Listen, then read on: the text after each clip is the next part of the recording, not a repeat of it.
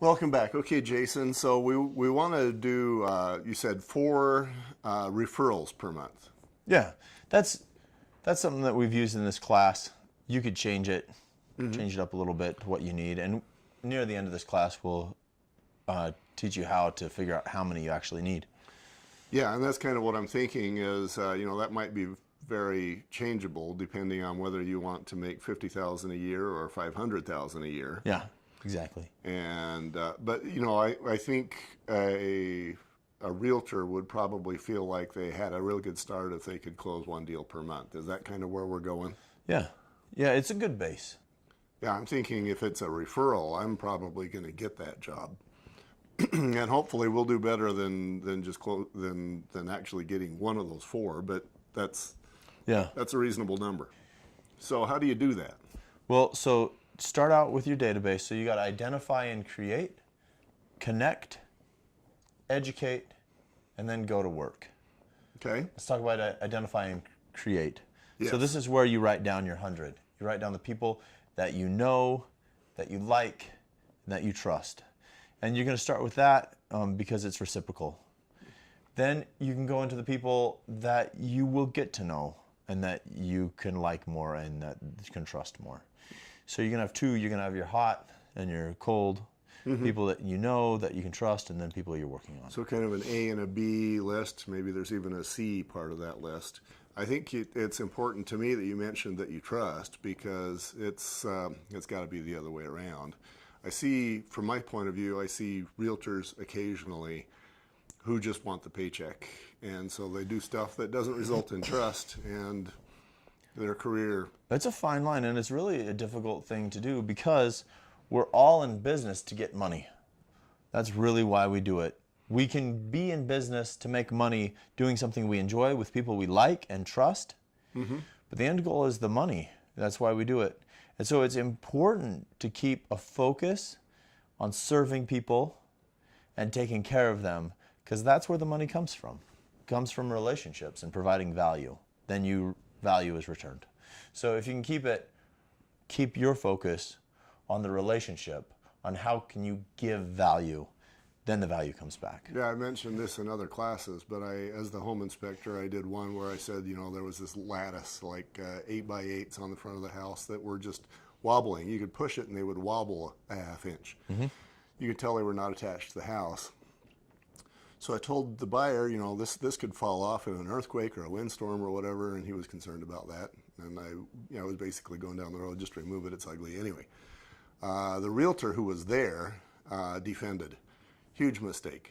The buyer, of course, trusted my opinion as the home inspector more than the realtor who he'd, I'm sure, already learned that he didn't necessarily trust.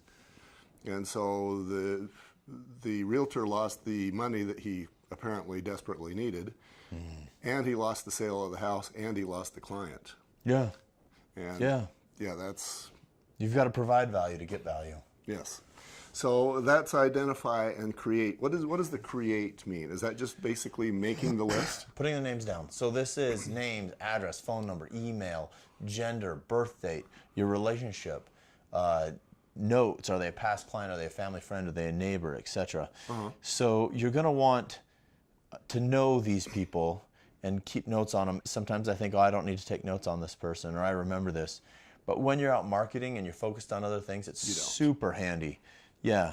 Someone calls, if you can pull up a thing and have something to jog your memory, when's the last time you talked to them, what that contact was, it can save your bacon. And that's when you get into that software, the CRM package that we have.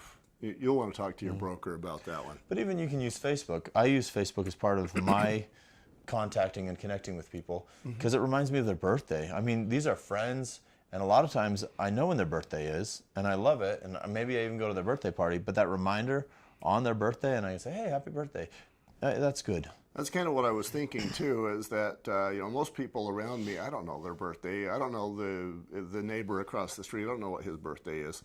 But you can go to Facebook and you can get it. Yeah. You're going to want to identify these people, and then you're going to want to pay attention to these people. Things that happen in their lives, marriage, divorce, new kids in their family, kids leaving their family, job changes, promotions. All these things are going to be real estate triggers. So these are good times to talk to them, and even just good times to talk to them as a friend. Even this is where you can provide value. A lot of times, like that money thing, Yeah. you think, I think, I will provide value to this person, and this value will come right back to me. It doesn't always work that way. I focus on providing value and then trying to not judge on who's in deficit to me or not. Provide value, and it always comes back. And a lot of times it doesn't come back from the person I gave it to. And that's fantastic. So just be valuable, give. When the value's out there, there's an imbalance and it comes back. Well said.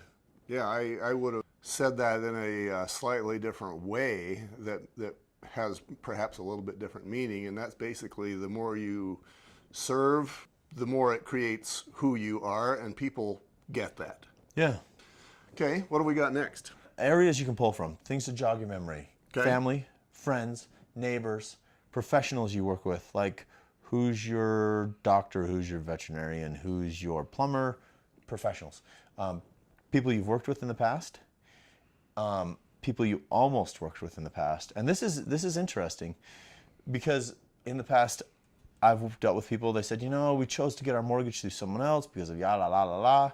And half of me says obscene gesture, obscene words. I never want to see you again. Here's my story that comes to mind. And this is actually one of my neighbors, and she's well respected in this neighborhood. But apparently, she's got a rugged side, and she had a buyer that she was working with, and she hadn't bothered to get the buyer agreement signed. They went and found a FSBO after she'd done quite a bit of work with them, and they went and bought that FSBO.